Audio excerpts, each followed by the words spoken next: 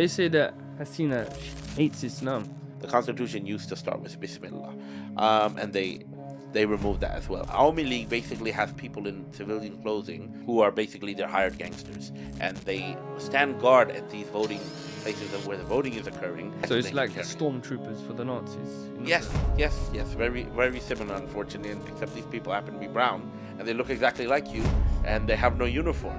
In order to silence people, you label them something that they fear to be labeled. If you don't want someone to criticize the Zionist occupation, you would label them anti-Semitic. So if you don't want someone to criticize Hasina and her regime, you would be labeled a Rajaka. The last 15 years, she's been on a purge. She's been on a purge. And not just that, not just loyalty, but even the opposition parties that exist. So Army League will live and die for Army League. BNP will live and die for BNP. But who will live and die for Islam? How much of Urdu do you actually understand? I listen out for the words that sound like Bangla. To be fair, it's just you have to put a little twist on it. You just basically, this is how Bengalis, old Bengali uncles speak Urdu. They just put a hair on after everything. Hair, tik tak, tike, and that works somehow. To be fair, I was trying to find a translation for that. Hair, yeah. There's no translation for hair. No, it means so many different things. It's like hair. Depends on when you say it, how you say it. In Arabic, it's like fee. No, it's not a word. What? Tike. It's not a word. It's particle, isn't it? That's harf, isn't it? Hey. Is it a harf? It's pretty much a harf. Like, Tike about it. Hey, listen, legit though. Do you think the American accent's stronger than the British? I think so, because that would explain why a lot of Brits who go over for acting. No, you man, you. Me. What do you think? Of You've course. been in The London. American accent is definitely stronger than the British. But if you meet an American who's like really trying to fit in, you can hear it in their accent. If they've lived here a while, their accent is a lot more British than even mine. But to be fair, Americans, when they hear my accent, they get confused because they're like, he sounds kind of American, but there's something off about it. For us, it's fully American. For you, I sound like, I don't know. It must have been the TV shows, movies. Maybe to hold on to the American accent. You were in America for what? 10 years. 10, 11 years. And but that's my first language. So when I learned English, I then went to Bangladesh, and then I went to what they call English medium school. And then obviously everybody talks like this, and this is not how. And I'm like, so it was either I adopt that kind of accent, or I just try to stick to what I know. And then a lot of American TV shows and stuff. But even then, my accent has been heavily influenced by, because growing up, I spoke to my mom in one dialect of Bangla, which is Sylheti. With my dad, I had to speak Shuddha Bangla. Oh yeah. Yeah, and with other people, like my cousins, my siblings, I just speak in English. So that was really confusing because when I was in school, I remember, because I learned Bangla first because of not going to school first, right? So I picked up Bangla, so I wouldn't know certain words that were I would only know the Bangla word for it because I've never used it outside of the house. So I remember when something happened in class when I was a kid. I was like in kindergarten. You guys, it's kindergarten here, right? It's kindergarten or reception. No, reception, yeah, reception. Yeah. So then basically I had like a picture of a chili, and I didn't know the English word for chili, so I kept referring to it as moris. Moris. Yeah, because my mom does the cooking, so all I ever heard was moris. So I'm like, yeah, that's a moris. My classmates are like, what? Like, that's what do you call it? A moris. What's a moris? This is a chili. Like, yeah, no, that's a moris. I thought they were messing around with me. I didn't realize. Which one do you prefer? Moris. No, British or American accent? It depends, because there's so many different British accents. It's kind of like Americans assume everybody talks like, I don't know, Coronation Street or some pip pip cheerio type of accent, and most Brits also assume that Americans all talk like they're on the Disney Channel or they're from California. Yeah, from our perspective, from our side of the Atlantic. It's like very animated on both sides. Like, hey guys, how are you doing? Want some water? It seems we see the American accent as lesser, in terms of, if you're speaking in a British accent, you're very formal. Like, if you speak like Jacob Rees-Mogg, Yeah. you're very intelligent. But when you speak like a normal American, Yeah. you know what? He's not very smart. Like a Trump. Yeah, but that's the other thing. Trump. Like, what's normal American? Because there's so many American accents as well. So if you speak like a Southerner. Southern accent, Yeah.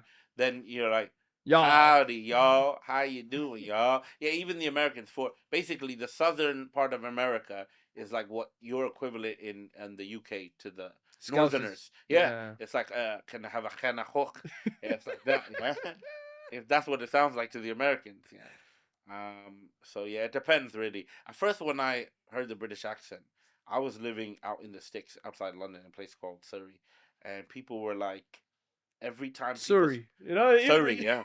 When people spoke, I was like, I felt really uncomfortable because everyone just sounded racist to me. I don't know what it was, but whenever they were speaking the British accent, everything they were said sounded racist. But you have to remember, I came from Bangladesh to. If I had come from New York to here to England, it would be different. But I had spent like 7 years in Bangladesh, and then I came here from a land full of brown people, all of a sudden to like one of the whitest towns I can ever imagine. I felt like I was in a movie set. So yeah, I didn't really appreciate the British accent when I came here. It's grown on me now more, but I think I really I like Roadman. I like how Roadman sounds. I think even Americans like how Roadman East London. sounds. Yeah, like East London, South London, that type of accent. I think the Americans think it's cool now, whereas the American accents more or less have become less cool, unless you're like from like New York or the East Coast and you have certain accents. British people still really, I think, prefer the Americans. I guess. Where'd you prefer life, London or New York, or Um, even Dhaka? You lived in Dhaka, isn't it, right? yeah, I lived in the capital, so but my whole life I've moved around a lot. Even when I was in Dhaka, my mom is from Sylhet, or like close to Sylhet, in a place called Bajar, and I basically would go there like several times a year, cross country, living in the village or my dad's village, but yeah, I spent majority of the time living in Dhaka.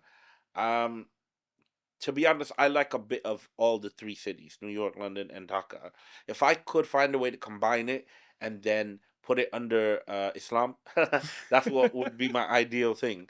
Like, because Dhaka, the weather's, relatively compared to London and New York, it's really nice, aside from the monsoon season. And London is I guess cleaner. So even New Yorkers will say that. Like compared to Dhaka and New York, London is a lot cleaner, and the public transport in London is the best out of the three cities I've been. I would say, yeah, if I could just combine that, that would be perfect for me. But yeah, it really depends where I kind of how I'm feeling. Sometimes I get nostalgic about New York. Sometimes I get nostalgic about Dhaka, and sometimes I'll be like, yeah, London's not so bad. But yeah, I still kind of feel like an outsider living in London. Like I look at things from a very different perspective. I don't ever consider it like my home. But I do appreciate some of the positive sides. I'd say London. I'm not sure about the weekends where people just get drunk and that kind of stuff was a major culture shock. Coming from a Muslim country, and then all of a sudden the first weekend I was in England, and there's just pubs everywhere where I was living. I was like, what is that? Like I couldn't. I've never, even in New York, people don't have that drinking culture. Not like here. Here it's like, and plus I was a kid in New York, so I wasn't exposed to the nightlife. Even though I lived opposite a nightclub in New York, so drunk people, trying to break into the building, people having shootouts and stabbings. Because when you live opposite a nightclub, that's quite normal. Unfortunately, in New York, but aside from that, I mean, yeah, I would say it's yeah. If I could kind of combine everything, I would. But yeah. Tamam, let's get started, inshallah. Assalamu alaikum, and welcome to another episode of The Muslim Opinion, where we talk about what the Ummah needs to hear, not what the Ummah wants to hear. Today we are joined by Sami Abu Musa. Abu Musa is a New York-raised, Bangladeshi-born spoken word artist based in London. He has traveled and lived between both the West and Bangladesh throughout his life. He He has been involved in activism work for over half his life. He is also a musician, a spoken word artist who speaks on both political and social issues. Assalamu alaikum. Assalamu rahmatullahi wa barakatuh. Let's just get straight into it. Over the last month or so, there's been crazy amount of protests and riots in a sense in Bangladesh. And a lot of people here don't actually know what's happening in Bangladesh. Me, myself included, I don't know too much about it. But before we go into that, let's look at the history of Bangladesh. Like, Bangladesh, as far as I know, I'm Pakistani. It was part of East Pakistan. Then something happened. What happened from East Pakistan to Bangladesh? Like, what was the transition like? Explain a little bit. So basically, East Pakistan, which was obviously part of what is now known as modern day Pakistan, um, consisted of a majority ethnic group being Bengalis, and there were a lot of political grievances caused by different things within between West and East Pakistan. There was a lot of disparities, social disparities, and from the East Pakistani side, they felt neglected in a lot of ways by the government and at the time, and so various things happened. So around 1952-53, there was the language movement that arose. So what the language movement was when Pakistan basically wanted to make Urdu the national language for everyone, both East and West Pakistan. And this is why a lot of Bengali speak Urdu. Yes, so a lot of Bengalis understand Urdu and can speak Urdu because even the older generations they obviously grew up under that. But obviously their first language being Bangla, that became an issue because they wanted to keep their national language Bangla. So it was rooted in the language movement was rooted in a kind of ethnic identity basis. And so from that movement, obviously the military got involved, and there were innocent civilians killed because they disobeyed military curfews that had, been introduced by the government to crack down on the people. And then between that period to about 1971, there were a lot more grievances, and then there were separatist movements in Bangladesh arising. One of the leaders of the main Bangladeshi nationalist movement being Sheikh Mujibur Rahman, who no, he wasn't a sheikh. That was just his name or title. But he is now considered the modern, the founding father of modern day Bangladesh, and there was a civil war between West Pakistan and East Pakistan around the 1970s, where the Pakistani army had put boots on the ground in East Pakistan and started killing civilians, and a lot of injustices occurred. So, as a reaction to that, the people of Bangladesh, or East Pakistan at the time, they started revolting and picking up arms, and they also had a training and arms supplied by India, who had their own agenda for obviously helping or wanting to see a separation between West and East. And as a result, from the civil war, the freedom fighters, or the Mukti Juddha, as they're referred in Bangla, my father happening to be involved in that freedom fighting that took place. Bangladesh gained its independence around 1971, and that's where we are now, where the country is just over 50 years old or so. In Pakistan, we have two major ruling parties, families in the case. I think Bangladesh has something similar. And in 1971, who took charge? More or less, yes, it is the same case. So initially, in 1971, the first people to take charge was the Army League under the leadership of Sheikh Mujibur Rahman, The founder. the founding father of modern day Bangladesh. And one of the things to add to what I was previously speaking about is when the civil war occurred between West and East Pakistan, the army in West Pakistan did not want power to go to East Pakistan, even though Sheikh Mujibur Rahman at the time had won the majority, I think, of the votes, right? So there was a lot of they felt they were being treated unfairly on the East Pakistan side, by the ruling elite and the ones in power in West Pakistan. So as a result, because to put it in modern terms for Westerners, Sheikh Mujibur Rahman is almost seen or painted as like a Martin Luther King for Bangladesh, or even a Mustafa Kemal Atatürk for a lot of secular Turks in Turkey, for modern day Turkey. And Mujibur Rahman basically only ruled for, I think, a year or two.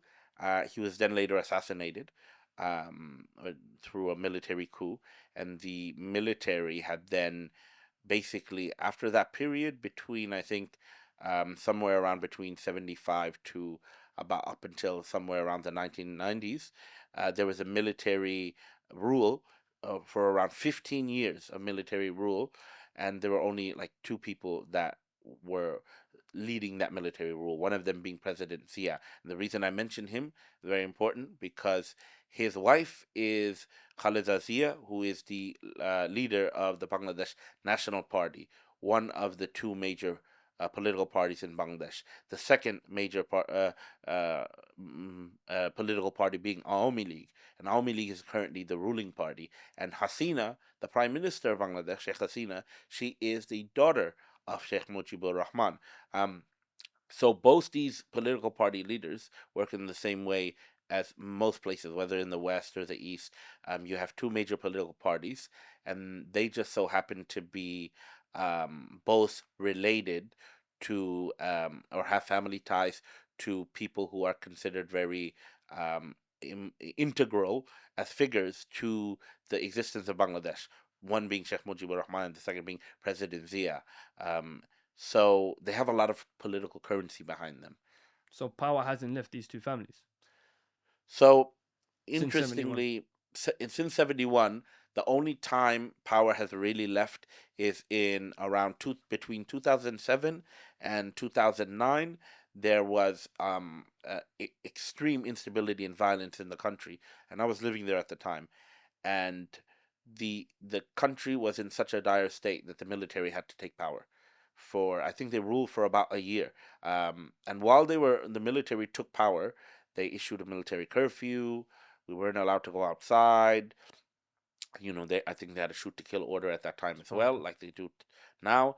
And what happened is the military had to step down eventually to rehold elections. But during their rule, they basically put both the heads of the parties in jail. So that Hasina was in jail, Khaleda Zia was in jail, Khaleda Zia's son was in jail. The Awami League, a lot of the figures of both parties, they were all in jail. It was a glorious time in Bangladesh because a lot of people who didn't like either party were very happy because the crime had gone down. There was a lot less political instability. There was Less corruption, I'm guessing. yeah, the corruption had gone down because everyone that's corrupt was more or less in jail. Everyone was in jail, so it's hard to be corrupt. And the military were basically patrolling the government buildings and trying to keep an eye out to see if anyone was trying to extort anyone for bribery and things like that. So people actually, the general population didn't mind the military rule at the time.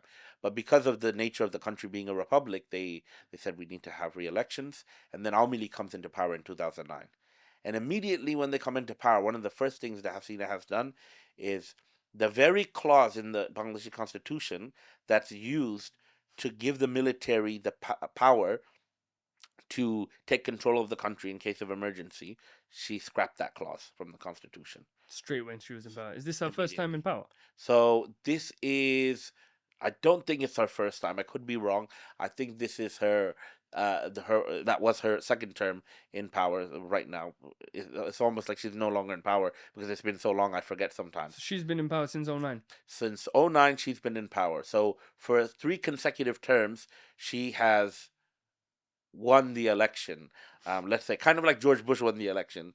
No, this one was worse. I remember this year she won like 95% of the votes or something crazy. So one of the funny things people don't know, like if you're Bengali, you know that when election season comes around, during the rule for the last 15 years, when you go to the voting booth or wherever the voting is taking place, there are something called Chatra League, right? You probably heard this from what's happening in Bangladesh, and Awami League basically has people in civilian clothing who are basically their hired gangsters. and they're armed with machetes or guns and pistols, and they stand guard at these voting places where the voting is occurring, and they'll basically put a pistol. So my dad was in one of these voting booths a few years ago during, I think, the second term which he won, and then the guy pulls out a pistol, puts it to the woman who's responsible for counting the ballot, right, and then he just like an idiot has the pistol at her head, and she's so fed up of seeing this behavior because clearly it's not her first time seeing this. She goes, "Look, I know what you've come here to do." In Bangla, she goes, "You can do it, but just get the gun out of my face," like because it's ridiculous, right? So what they would do is anyone that didn't any vote that was against the Awami League, they would just dump it. Um, and the elections have been rigged for the last few years. Um, Even before that, I'm sure it's been rigged by both sides. Obviously that's why both sides ended up in prison. How bad is the corruption in Bangladesh?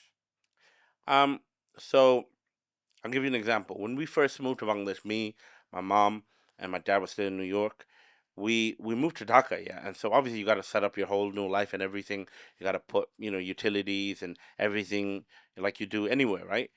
So we were trying to put in a phone line, and now to put in the landline. That back then hardly anyone had cell phones, so we're trying to get a landline for like I think 6 months to even more, but they wouldn't install the landline. We're like, it doesn't make sense. Why not? Why don't they just install the landline? And it turned out they didn't install the landline because they wanted a bribe. And my mom fought tooth and nail with them to get the landline without paying the bribe because they were holding up installing it because of that bribe. It wasn't the fact that we didn't pay for the admin fee. It wasn't the fact that whatever charge they had, we had already paid. But they, under the table, wanted a bribe. And that was basically what happened. And another story is basically a friend of mine needed a passport when they were quite young. So this friend, they took their cousin, they went to the passport office to get the passport, and they needed it urgently. So what happened in 12 hours? They landed at 8 a.m. at the passport office, and they left at 8 p.m. With the passport. And this is how they left. In that 12-hour span, they paid a bribe from the front gate all the way up to the main office, all the way to the person who has to stamp the passport, all the way to the person who receives the stamped passport and then has to give it to you. And then they were negotiating a bribe on how much to have to pay to release now the passport. By this time, passport office is closed. So now they've agreed on a bribe, and it's been done, but the doors are closed. So this man threw the passport out the window, and my friend caught the passport, which landed over an open drain, and that's how they got their passport in a day. I hear from my Bengali friends that in Bangladesh the political violence is on another level. I mean, when I was a kid, I remember I had a stomach ache, so it was the middle of the night. We went to a hospital at like 11:30 at night. Um, and so these people, while we were waiting outside this hospital, it's called Bardam. Yeah, it's like a famous government hospital. And the people were wailing as they usually do when someone passes away. And no one knew who passed away. But one thing we did realize is while we were waiting outside, like the lobby of the hospital, or just outside the main entrance of the hospital, is there was a body there on a stretcher, the corpse, and people walked away and they left it. And my mom at the time went to talk to reception, so she left me outside. I can't remember why, but she had to go in by herself because it's too chaotic. And so I'm left outside by myself with just a cousin who's a couple years older than me. And I noticed the body on the stretcher, and everyone's left it. And I walk over to the body. And it's just a body of like probably a man in his late 30s or early 40s. And I noticed tiny little holes all across his stomach and his abdomen. And I didn't know what it was. I just thought, oh, it looks odd. Maybe they're bullet holes. Maybe they're not. That's weird. Why would someone have so many bullet holes? I wasn't sure. And so later we found out, or my mother found out anyway, she told me, that was the body of one of the local politicians or rival politician members of the current ruling party. At the time it was BNP. And that body was laid out on a stretcher, and they had him assassinated. And so it's quite common. Wow. Look, I don't know too much about Bengali politics, Bangladeshi politics, but I remember Hasina's been in charge 2000 from 2009, and I think just before her election time was coming up, I think 2013, 2014, there was a crazy massacre that happened. I remember like something happened in the night, Mm. and people woke up and hundreds like were getting hanged. Like, talk us through that. What happened? What's Hasina done? And she's obviously got a reputation now Mm. for doing these sort of crimes. So there's so much to go through, but I'm trying to keep it as short as possible. So in the last 15 years, let's go through the major turning points. So in 2013, for example, or even before that, there was something called the Pilkana massacre, which involved, I think, either the border guards or the army.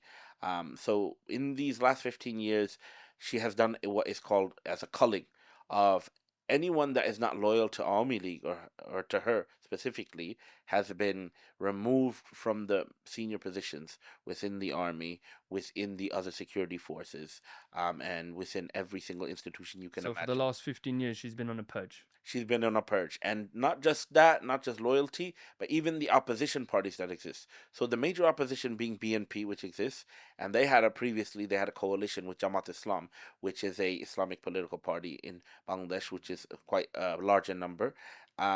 She basically purged them, their institutions, their schools, their media outlets, everything, and she even had some of them executed or under house arrest or gave them life imprisonment on charges based on 1971 war crimes during the Civil War. And so this is what happened in 2013.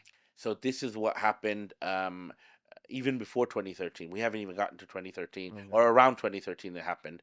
And then so while these people were hung, they were hung under the pretext that there's something in Bangla called Rajakar. So during the 1971 war between Pakistan and Bangladesh, some people colluded, some Bangladeshi people, they colluded with the Pakistan army to try to help them win the war.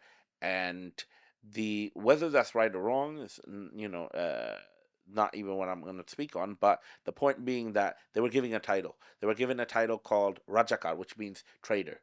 And this Rajakar title is kind of like with the Israel and Palestine issue or conflict, as they call it. In order to silence people, you label them something that they fear to be labeled. So, like, if you don't want to criticize, if you don't want someone to criticize the Zionist occupation, you would label them anti-Semitic. Mhm. So, if you don't want someone to criticize Hasina and her regime, you would be labeled a Rajakat, and they would say that the government would say that you don't have the best interests of the country at heart. And so this is how she set up kangaroo courts. She elected and appointed her own officials to have people executed under this pretext of them being traitors during the 71 war. Just So because they don't follow her line of thinking, just because they're not Awami League. just because they're not Army League. Sad. So just because they're Army League, they were just because they weren't Army League or they weren't loyal to her, she had to have them removed or exiled from the country in any way possible. So whether it's BNP leaders, senior officials, or it's Jamaat senior officials, most of them are either in jail, they're dead, they've been kidnapped, or they're obviously in exile somewhere in the diaspora across the world. And this is how she has won 3 consecutive terms because there's no one to really run against her. It's an illusion. Even what Khalid Zia, her name, isn't it? Yeah. She's in prison as well. So I think she's under house arrest at the time. But as far as I'm aware, the house arrest hasn't ended, and I think her health is deteriorating as well. And her son is, who's also in prison under the military rule. He is in exile, I think, in the UK at the moment. So it seems like from what you're saying, Mm. Awami League, they're the bad guys, and BNP, Khalid Zia's party, and the Jamaat-e-Islam, they're the good guys. Is that what you're saying? Sadly, no. I wish it was as simple as a superhero film. There are no good guys in this particular scenario. Whoever comes to power abuses that power, oppresses the opposition, and there's a lot of nepotism, and there's a lot of corruption that happens, and they try to cement their power for as long as possible and try to loot out of the country as much as possible during their reign. So unfortunately, So no. Khalida would do the same thing if she So, was. yes, historically, she has been in power. When I was young, when I first moved to Bangladesh, she was in power at the time, and the the same things happened.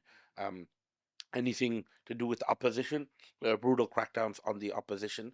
Maybe her strategies weren't as clever, or maybe as not as matured as Hasina's, but there was definitely a lot of oppression towards anyone who was not pro BNP.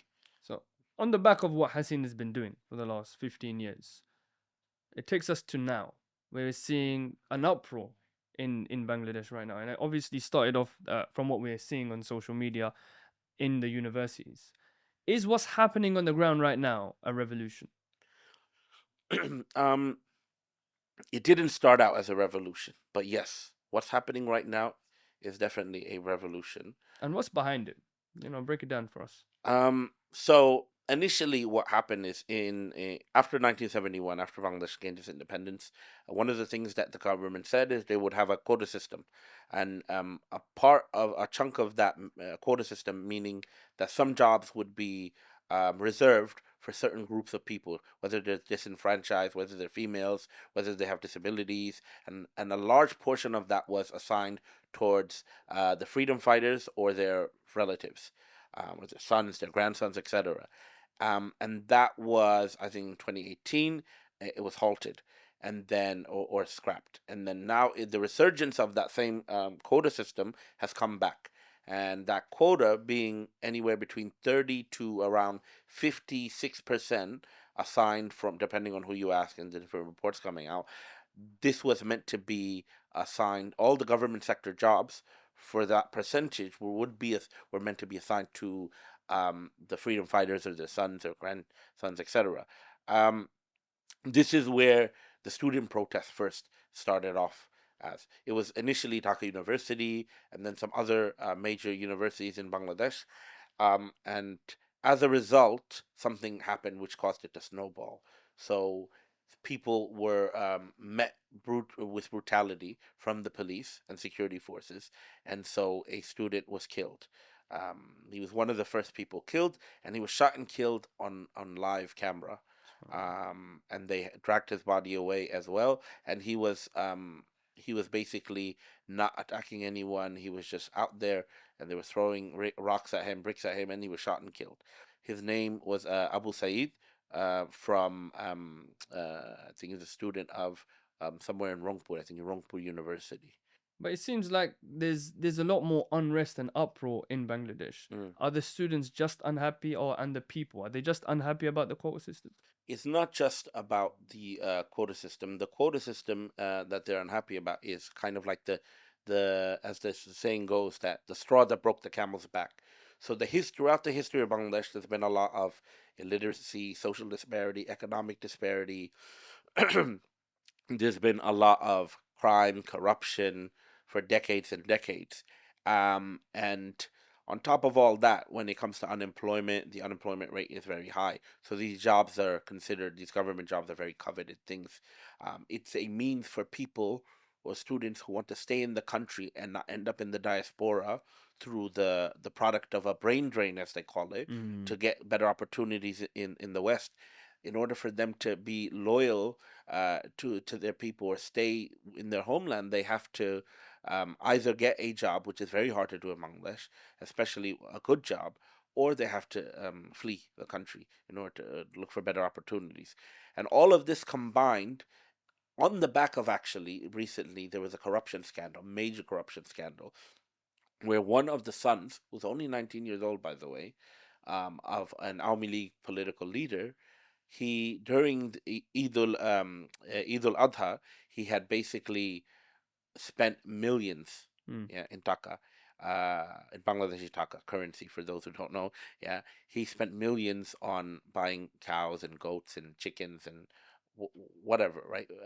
The point is, how does a 19-year-old have access to that level of money? Mm. So immediately when his father was accounted for it, he threw his son under the bus and said, "Well, I disown him. He's not my son."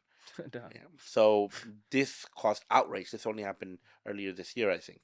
Um, and so on the back of that, as well as the students, one of the things people don't realize is Awami League doesn't just exist and to suppress people in the political sphere, even in the academic sphere, in all of the educational institutions in Bangladesh, in university level, they have something called Chatra League, which is the student wing of Awami League, and they are literal thugs and gangsters and bullies, and they have strong presence across every campus across the country. Before we get to the thugs, the quota system, I'm still a bit confused. Why are the people? Why would the people be unhappy with it? Um, the people are unhappy with it, which is everyone is in support in the country of people who fought to make Bangladesh independent. That's not the issue. The issue is because there's such a history of corruption in Bangladesh, something called like a Mukti Juddha certificate, a freedom fighter certificate, needs to be issued for you to prove that you're an actual freedom fighter. Now, these have historically been forged by people with power and money. Mm. So people who never even fought in the war have these certificates. And I'll tell you from my own personal experience. My father, who actually fought in the war, he can name the number of bullets he used, the serial number of his gun, which units he fought with, where he fought, everything, time, dates. He himself had to go for to in front of a panel to get this so-called freedom fighter certificate, and they wanted a bribe, and he refused to pay the bribe because he's always been very staunchly against bribery. Um, so as a result, he's no longer considered a freedom fighter because he didn't pay that bribe, so he doesn't have that certificate. Um, and that's the reality, that even though on the surface level it looks like this quota system is meant to honor those who fought to make the country independent, it actually is just a way for whoever is loyal to Awami League to stay, to further reinforce Hasina's power and keep more loyalists around her in the public sector. By having that quota and making sure that those jobs go to anyone who is an Awami League supporter, who has those freedom fighter certificates, whether or not they actually legitimately are freedom fighters or the relatives of freedom. So this certificate is just like it's a smokescreen for basically Hasina to control the establishments of the country. So every government position, the establishment of Bangladesh, she wants to fill it with Awami League supporters. And then the ones that are not Awami League supporters, what happens to them? So I'm guessing this is what makes up most of the protests, right? Exactly. So in the country, you have pro Awami League, you have pro BNP, and then you have everybody else. So in Dhaka, for example, most people don't actually want to get involved in Awami League politics or BNP politics or even Jamaat. They are completely apolitical for fear of dealing with the hassle and the violence behind it. Unfortunately, um, this movement, because I spoke to one of my sources just yesterday, and he mentioned that the movement that's happening on the ground in Bangladesh was started by the middle class, urban people of Dhaka, the students, and taken up and eventually taken up by their guardians, their parents, and then it moved on to the wider population. So it comes from grievances. From people who are completely apolitical, who don't want anything to do with BNP or Army League. They're literally just trying to live hand to mouth, get a job, raise their family, and their only options to be able to live that life under the radar by keeping their head down is just so they can get a decent job, just so they can stay in the country. Or their other option is to flee Bangladesh as if it's a war zone and go somewhere else where their talents and their skills will be exploited by some Western country. So it seems like the same story all over the Muslim world. This uprising, this protests are filled with people who are struggling economically. Social and economic problems are just, going crazy through the roof in these countries.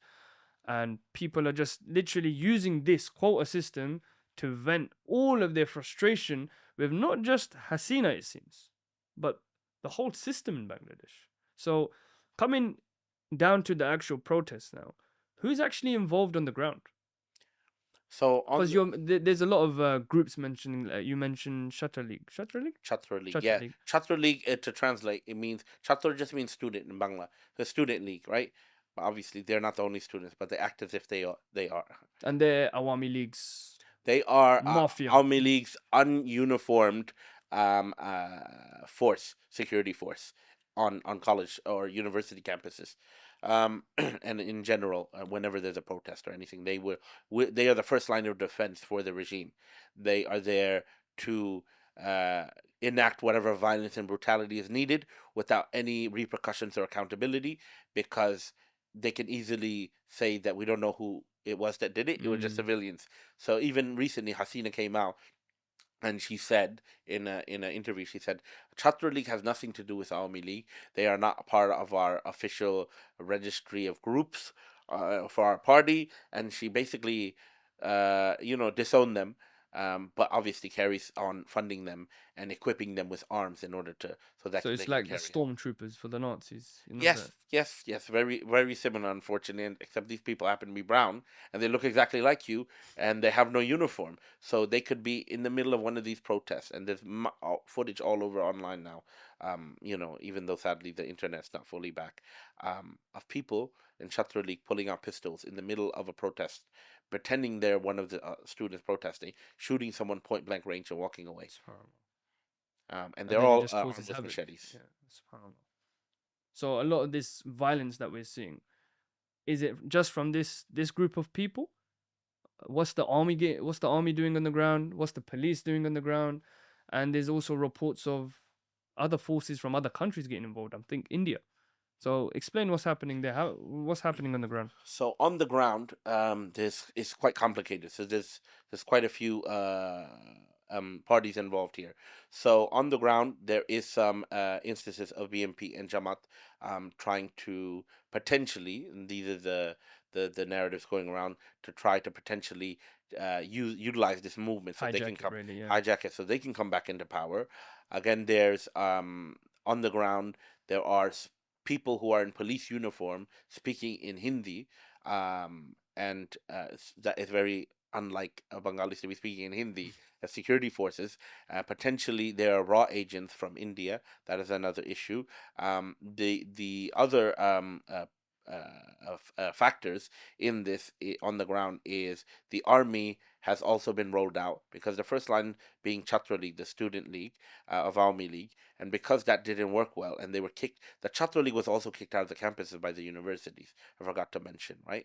So they were kicked out For across being the thugs. country because the students had enough, and because they were always living in fear of them and being bullied, they didn't say anything. They just wanted to do their education. But now they figured, well, if I'm not even going to get a job after I graduate, why not just what do I have left to lose? So everyone across the country started expelling the Chatra League out, and that's what led to more violence. And then obviously you have other power brokers such as the police force who shot a 4-year-old, I think earlier today, by accident in the head, and then they shot a teenager who was trying to escape a police raid. Again, the police are raiding, the houses of people that were affiliated with the protest to kidnap them or accidentally shoot them or whatever it might be. And then you have the army. The army in Bangladesh is very beloved to the people. People see it as a neutral entity. Yeah, I saw some And reports online that they stood down. and so these reports that came out online that the junior armies refused to obey the shoot to kill order, a lot of people believed it. However, unfortunately, the sad reality on the ground, what it looks like is whether it's from the junior officers or just the senior commanding officers, because the senior commanding officers have been purged by Army League for the last 15 years. So there's nothing most likely besides pro Army League there. Or they're just there they are there in a neutral stance, but they're thinking about their own pockets, their own business. How can they? They're opportunists. How can they benefit from this? So one of the interesting things is that the Bangladeshi army all the destruction being caused and things like that. There's a lot of money to be made for reconstruction and rebuilding and different contracts, right? And so it's kind of like if I scratch your back, you scratch mine. So in order for the army to come to the aid of Hasina, um, they need some kind of incentive. Or else they will just choose to be neutral. And an army in the Muslim world, sadly, is the reality. Our armies are like dolls in a showcase.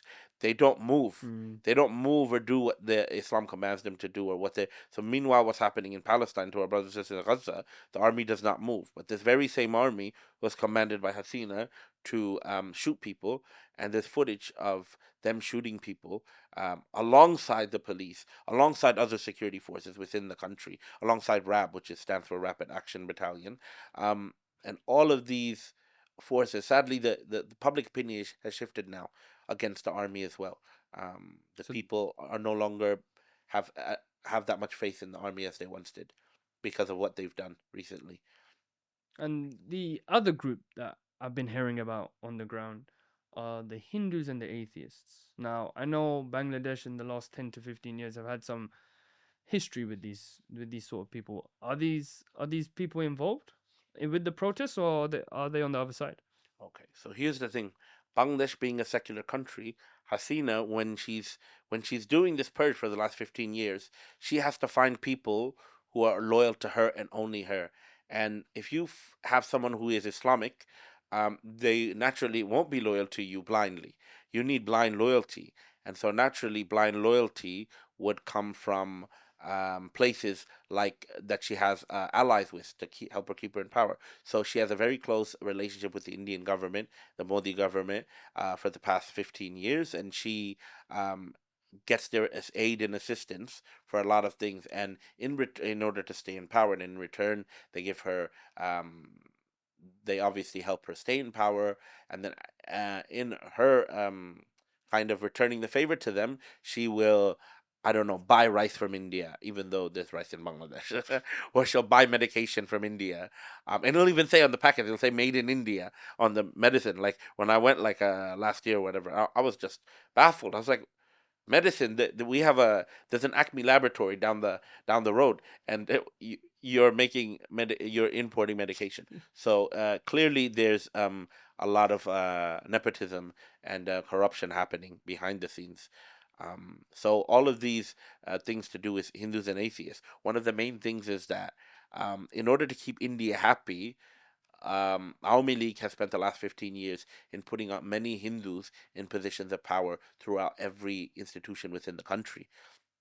And that obviously applies to the atheists as well, because who's going to be loyal to you who doesn't want, who wants secularism and who doesn't want any type of Islamic governance? Someone who's an atheist, naturally, right?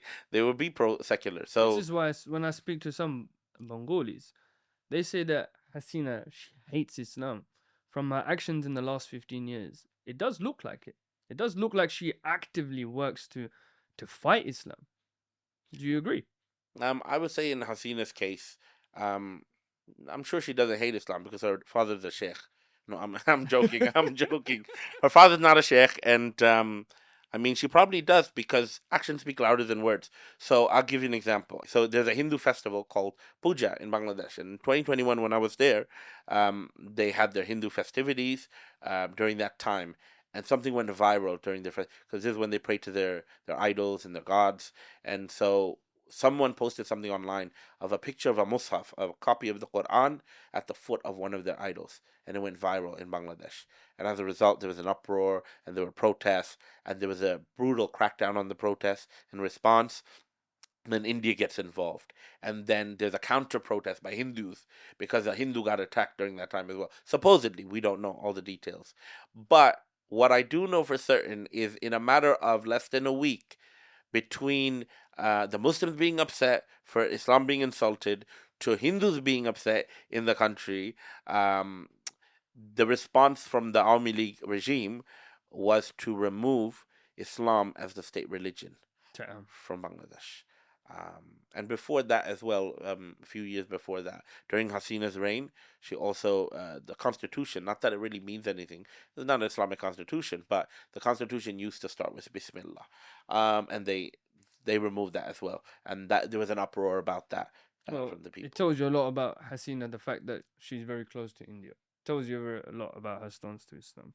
Look, bringing the podcast to a close, you've talked a lot about the protests, what's happening, and the history of Bangladesh. So, the Muslim opinion on this issue, like we're looking at this, a lot of us don't know, obviously, the history that you just talked about.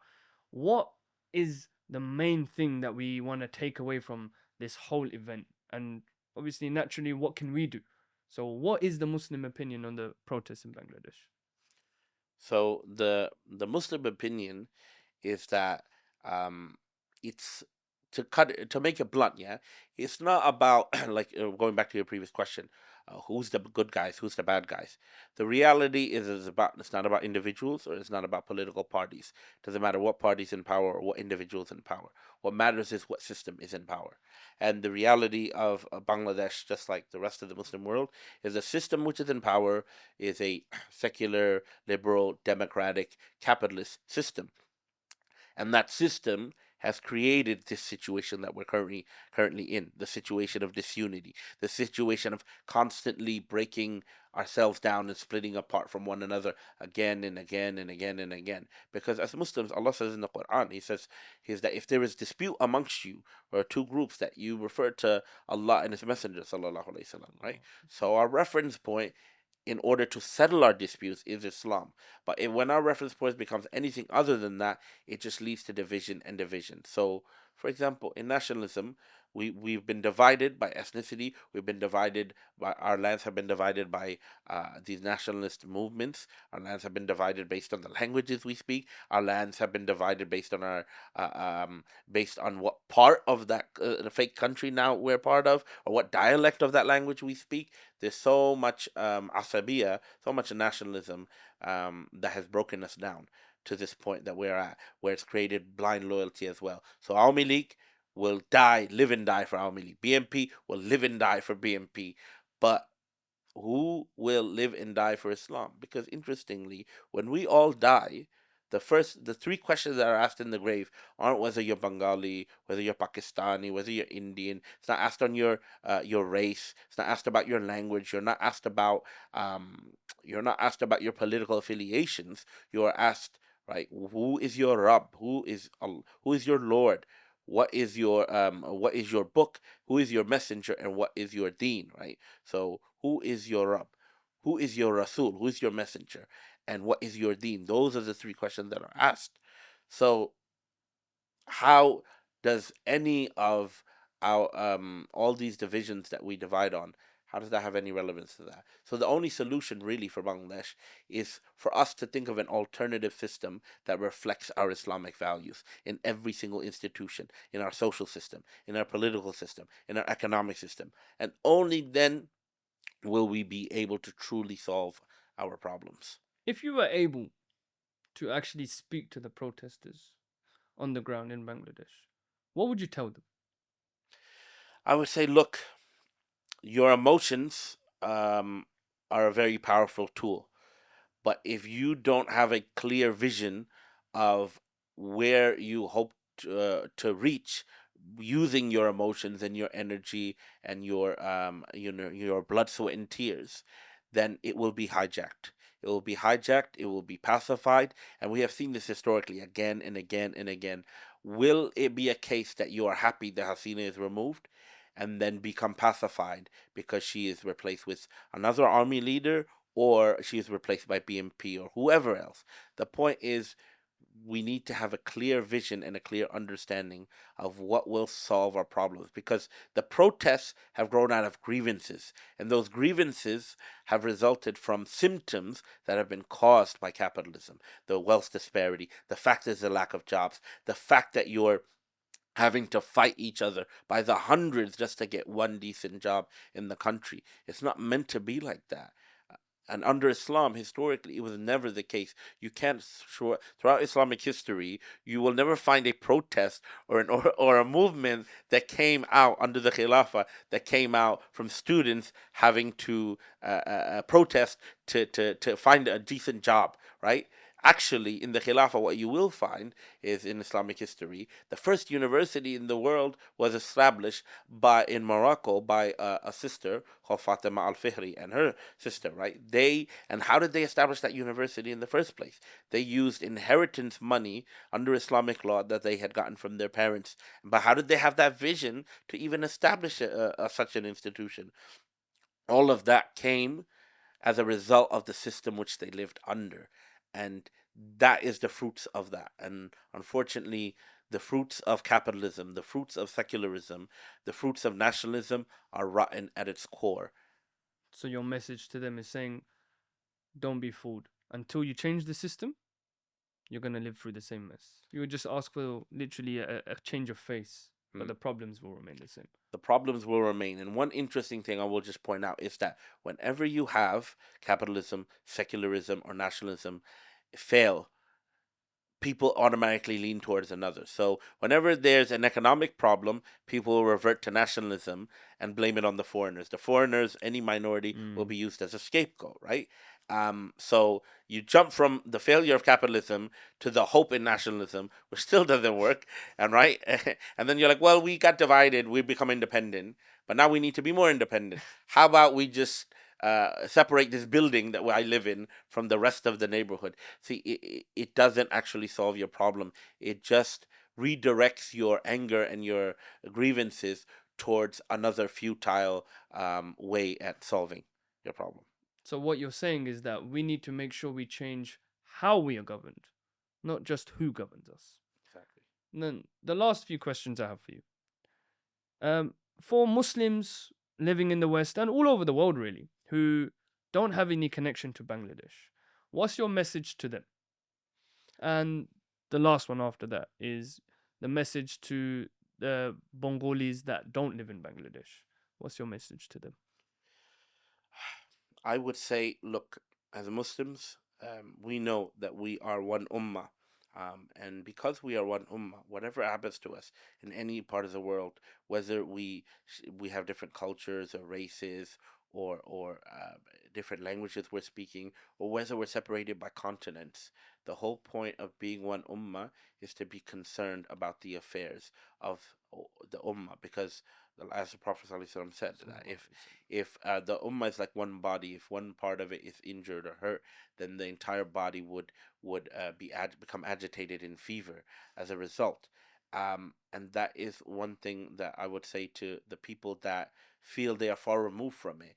And also, just from a practical point of view, you have to realize when if someone told me this was happening in Bangladesh, that I couldn't contact my relatives to know whether they're even dead or alive, maybe a week or two ago, I wouldn't really think anything of it. I was thinking, what are they talking about? Because what's happening in Gaza, where they're trying to they're trying to cut them off from the rest of the world, and all the oppression they're going through, it's sad. And we look at it and we just scroll past it and think, okay, I've done my bit. But don't wait until it happens to you. Don't wait until it's your turn, because the reality of the way politics works is it affects every single one of our lives. Even the people that protested in Bangladesh recently, even their parents came out to assist in their protest. Do you think their parents were so apolitical? Ever imagine their life they would take up such a political call as to the removal of the regime? No, because they wanted to keep their head down, live a good life, and be apolitical. But the reality of life is politics affects every aspect of our life. And depending on what those type of politics are that govern us, like you mentioned, will determine whether or not we or someone else around us we know, someone hundreds of miles away, is being treated justly or unjustly. So I would say that this is a life and death issue.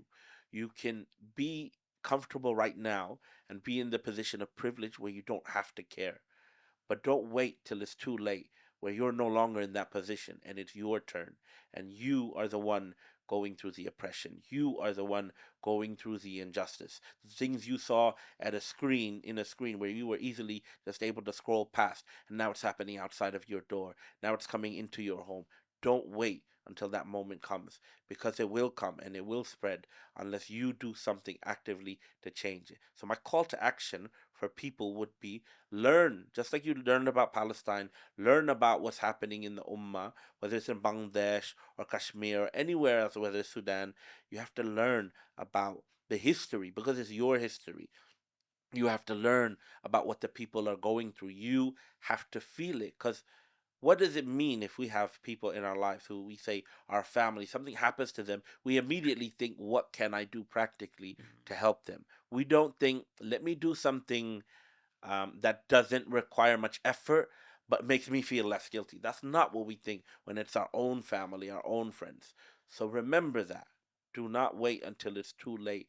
You have to become active by doing what's within your capability. Raise awareness. Learn about what Islam offers as solutions in terms of the problems that are happening in the Ummah. That's powerful. That's powerful. Especially, we definitely need to learn, because if we don't learn, we will fall into the same trap of many thousands and millions of protesters before us, where they come out sincerely and then they get hijacked or they get duped into another solution. And just lastly, the message to the Bengalis outside of Bangladesh. What's your message to them? What should they do? Because a lot of them don't know what's happening. A lot of them don't care. The message is, it's on you.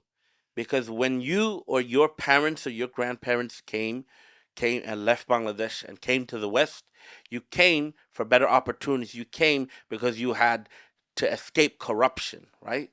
And so you are in a position, a unique position of privilege, that when you speak about what's happening back home, that you are the ones who will not face the repercussions and the immediate consequences. You are the ones that have that position of privilege, and with that privilege comes great responsibility.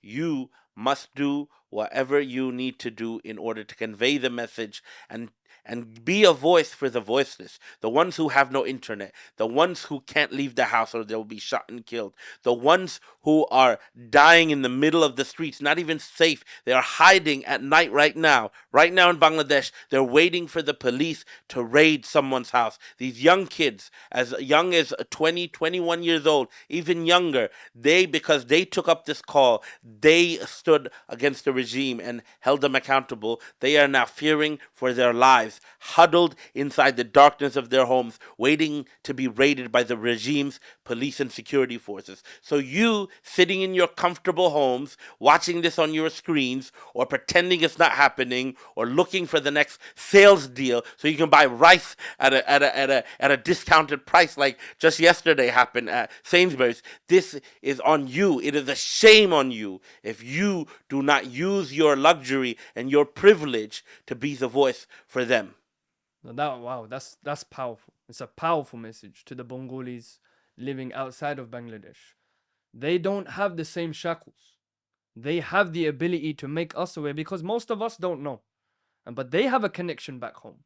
And if we draw the parallel to Palestine, where a few years ago, a few decades ago, a lot of people didn't know what was happening in Palestine, but people spoke up. And because people spoke up and they raised awareness, the whole issue of Palestine became visible to the whole world to see. And they didn't believe the Israeli narrative anymore.